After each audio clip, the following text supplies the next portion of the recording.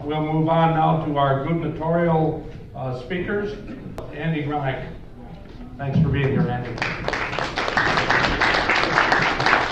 Hi, everybody. So could somebody dim the lights? Dim the lights.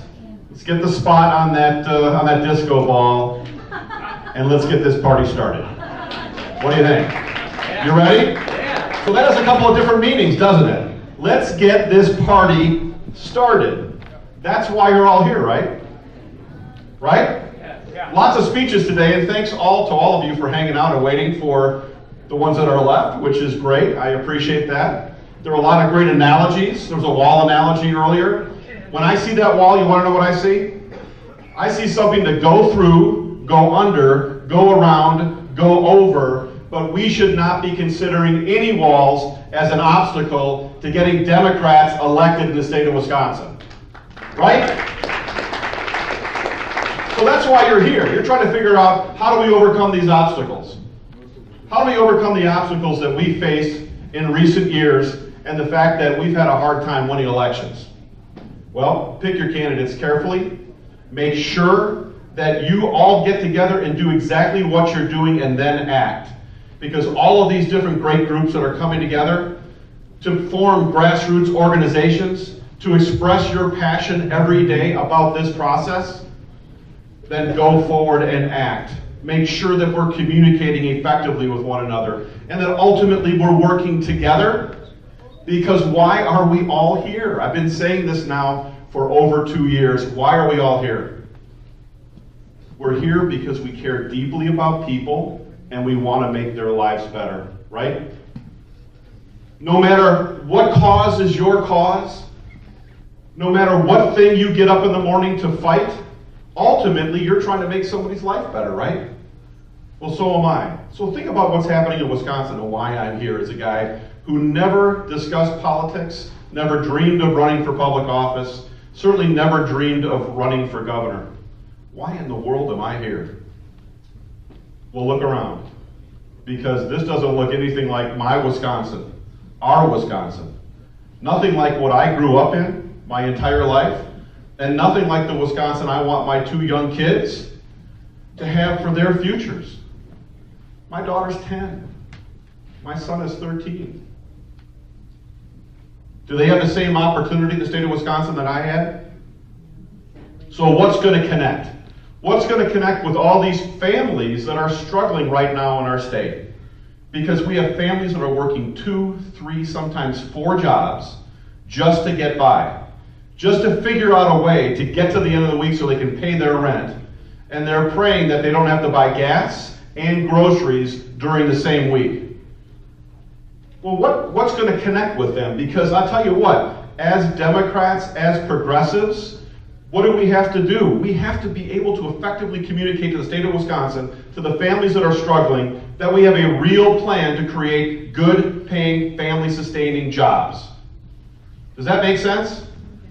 All right, so why am I here? Because I did that for 35 years. I grew one of the largest companies of its type in the world, helping struggling companies solve problems and create good paying jobs all over the world. Struggling companies that couldn't go to a bank and get a bank loan, but were trying to figure out, how do I secure my assets, the things that I have in my company, so I can solve some problems and gain access ultimately to billions of dollars to grow and create good paying jobs. Well, we can do that in the state, and we better be able to communicate that in 60 seconds, because the people who are struggling do not have the luxury of being in this room. They're not here, are they? They're trying to figure out, how do I get to that next job on time?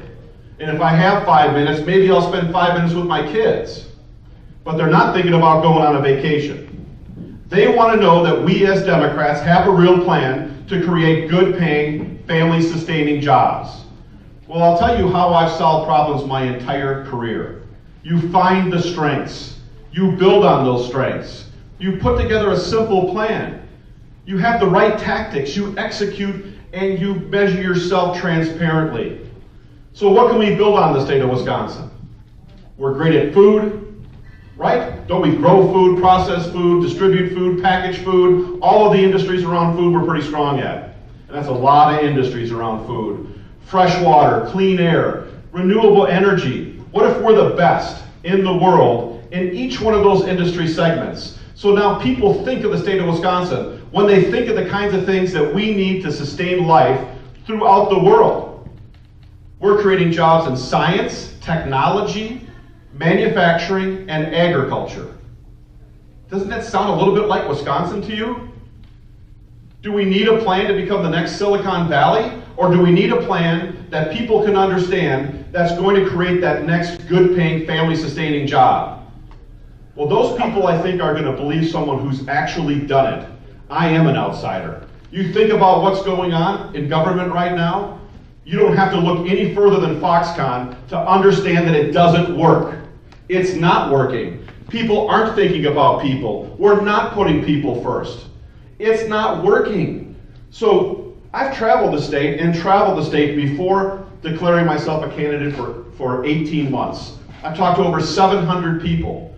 I was in this room from the very beginning and I listened to every word that was said. I am a listener. 18 months listening to over 700 people to inform real plans to actually move our state forward. Not hypothetical platitudes. Plans that will create good paying jobs by building on our strengths. What if instead of threatening people all over our state who are struggling by taking away their food benefits and drug testing them, what if we actually paid families a living wage and had training programs, real training programs that gave you certified skills, life skills, and job skills that were needed in your community and all around the state? That's how you're going to create more jobs. Because right now, if we help people off of government assistance, and on the other hand, we help companies all over the state of Wisconsin grow with the qualified people that they need, you're helping taxpayers on both sides of the equation. Right? Right? Don't we want to do that? Don't we want to be able to execute on the progressive values that have always made Wisconsin great? Don't we want to be a leader again in doing the kinds of things that help taxpayers and help people? Shouldn't we start a budget process, not with special interests, settling on those guys first, and then spend months and months and months debating over the kinds of things that actually help the people in our state? It's completely backwards. You have a governor who came into office. His big strategy was, let's divide our state. Let's create a divide and conquer mentality where we begin with our teachers and our public employees. And we do it because, why does he do it? Because he doesn't have a plan to grow our state. Period. So what does he do? He makes people a victim of a lack of a plan. He calls himself a Republican, right?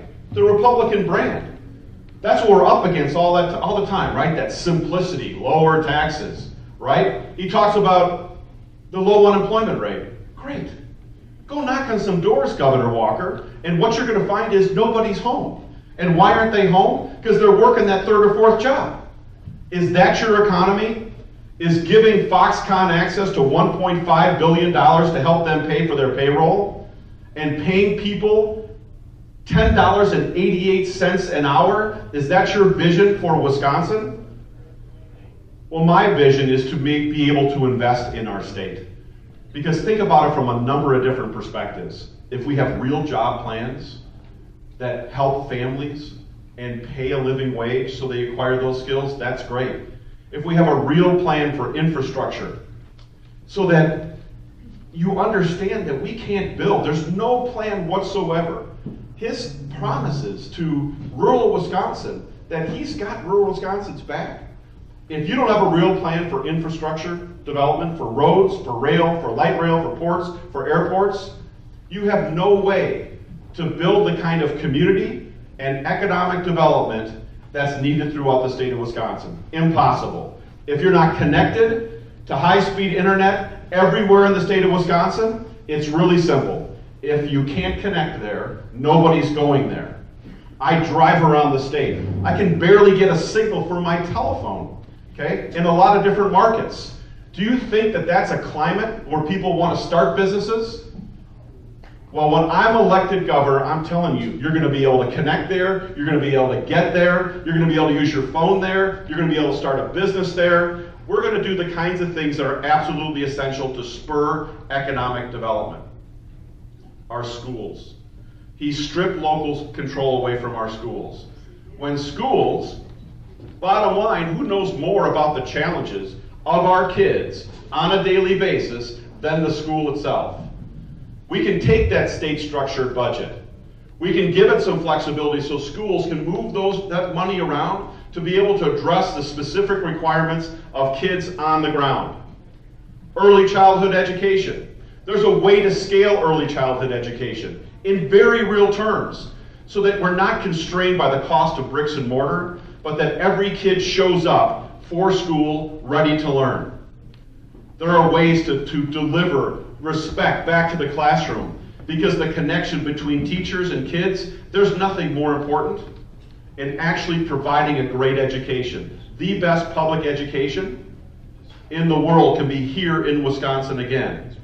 Connecting to families so that kids who have a terrible home environment can begin to connect in very real terms with those families again so they have the support to learn. Making sure we don't have a governor that says it's not important to have a meal for a hungry kid at the beginning of the school day because that doesn't translate in any way, shape, or form to their performance. Well, if that's right, send your kids to school hungry day after day after day and see if that really does make a difference. Right now we've got a governor who wants to water down what it means to be a teacher because he created a teacher shortage. We have a governor that basically has starved our institutions of resources so that he can claim that they're now failing so they can be privatized. We have a governor that's already turned away Medicaid expansion, and now the healthcare idea is to use block grants back to states so that somehow a governor can come up with a genius plan to make sure that everybody has access to healthcare. We already know what he's going to do. So I believe in some things that are pretty simple. One, we're going to create good paying, family-sustaining jobs throughout the state of Wisconsin. We're going to create an education system that's the absolute best choice for all of our kids. And we're not going to be thinking about rural and urban or city and country. This isn't about creating a divide in our party or any other party, because what it should be about is not about where you live, it's about what you stand for. What do we stand for in this room? Treating people fairly, treating people equally. So if you want to get through that wall, because I talk to a lot of people who feel a little bit discouraged about the fact that we have a really strong Republican governor with a really tight message and as much money as he needs to beat a candidate, one of us, right? A lot of discouragement. How are we going to do that? Well, you're already doing it. You take everybody through that wall, over that wall, around that wall, under that wall. We're going to do whatever it takes to work together to actually make it happen and find somebody who's a fighter who will not sit down until we take him out of office and we put back in place the kind of progressive values that have always moved our state forward. Thank you.